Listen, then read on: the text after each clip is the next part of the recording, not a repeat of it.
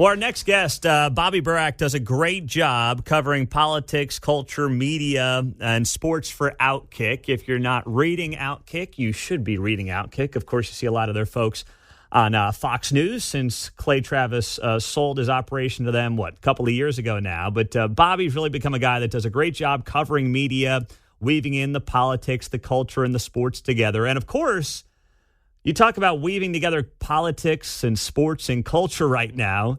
There's no bigger example of that than the Chiefs, Travis Kelce, and Taylor Swift.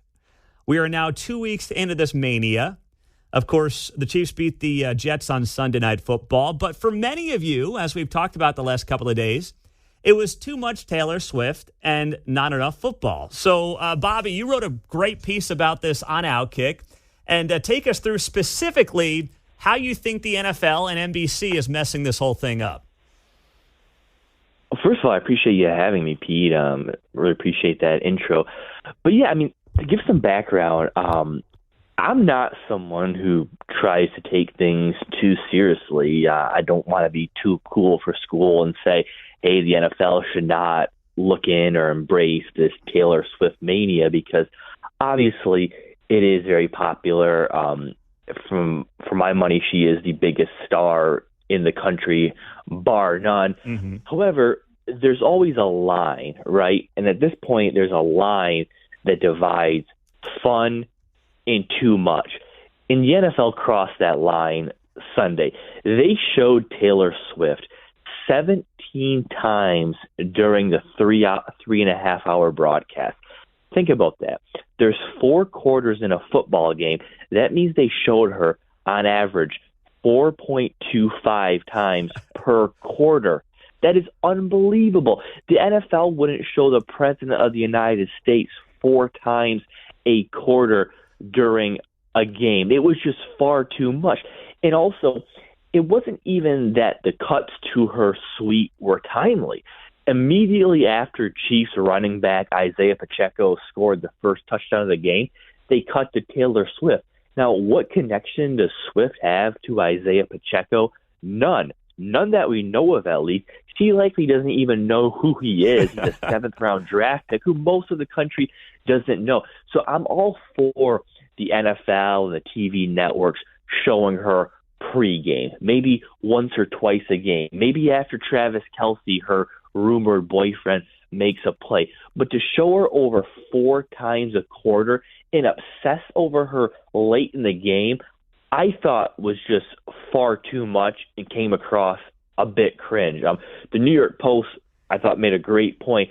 The game was tied 20-20 in the 4th quarter. There was a lot at stake. And all of a sudden you have Mike Tirico and 64-year-old Chris Collinsworth talking and making a reference about Taylor Swift when there's a 20-20 tie game with 7 minutes to go. Again, there's that line in NFL and NBC, in my opinion, crossed that line Sunday night. It was just too much. Well, I will give you that. Certainly on the Pacheco touchdown, I wanted to see a celebration. They cut to Taylor Swift, who probably couldn't pick him out of a lineup, as you noted. But I will say this. We saw the numbers yesterday. You saw them. Audience peaked at more than 29 million viewers. And look at the age ranges here. Girls age 12 to 17 spiked 53%. Women age 18 to 24 up 24%. Women 35 plus up 34%. If the NFL's in the business, or NBC, I should say, is in the business of eyeballs, are they doing their job, or is it just a fine line and they crossed it, Bobby? So before the numbers came out, I included a paragraph about that, and I'm not surprised the numbers were up at all. We saw it last week when Taylor Swift just made a surprise appearance.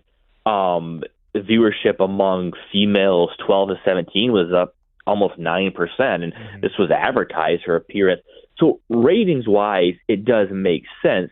However, that's what I call selling out, right? That's what you call in the online writer industry clickbait editorial. Sure, it's good for ratings, but you're the NFL. You don't need to undermine your matchup, your football game, to appeal to a demographic that's actually never going to you're never going to be able to maintain or convert into long-term NFL viewers, right? That's like a NFL website posting Instagram models and saying, hey, look at our traffic is up 50% from last week. Yeah, but you're also selling out by posting bikini models instead of NFL coverage. So the ratings are up, and that's not surprising.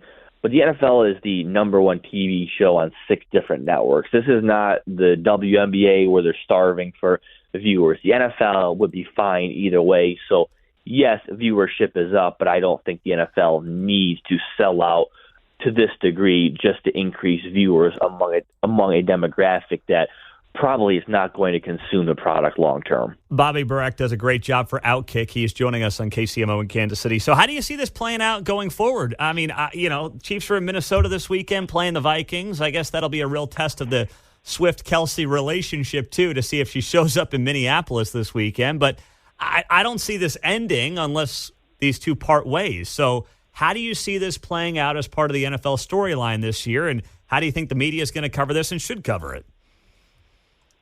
Yeah, I'm with you. I don't see it changing all that much. I don't know which network has that game. It might be CBS this weekend, and if it is, I think it's important because Fox has already benefited from the Swift boost. NBC did last weekend, so I'm sure CBS is going to want to do the same. Now, I will say, here is something to watch. The ESPN broadcast last night with Joe Buck and Troy Aikman made it pretty clear that they did not want to talk about Taylor Swift. They made a snarky remark about, hey, we've gone 15 seconds without talking about her. Let's move on. So I do think some of this is going to come down to network versus network and booth versus booth, right? These people have a lot of power, including Joe Buck and Troy Aikman and Tony Romo. I think if one of them says, hey, we're not going to undermine the game for this sideshow, that could go a long way. But as of right now, only ESPN's team of Buck and Aikman have come out and said that. But overall, I think they're going to continue to show her so long as she's at these games.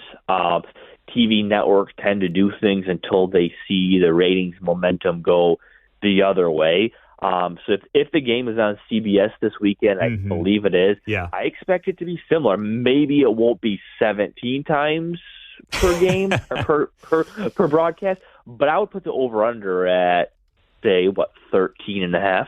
Yeah, okay. Now, you're right, it is on CBS.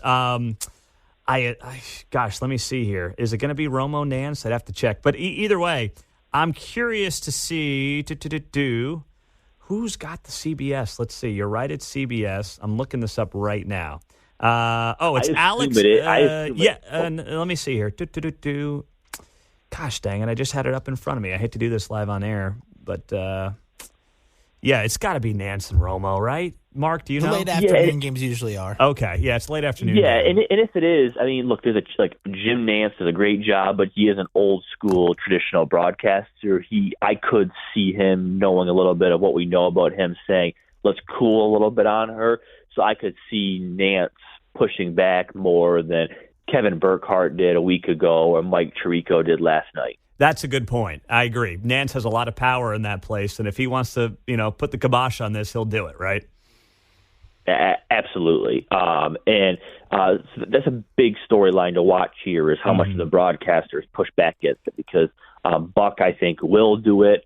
We've seen the Fox and NBC guys, at least through 1 week, not at all. They've totally embraced it. Well, Bobby, keep up the great work at Outkick. We always enjoy reading you here at KCMO, and we'll be in touch, my friend. Keep it up. I appreciate it, man. Well done. That is Bobby Burack on KCMO, columnist for Outkick. He covers sports, politics, culture, media, weaves it all together, does a really good job writing for them.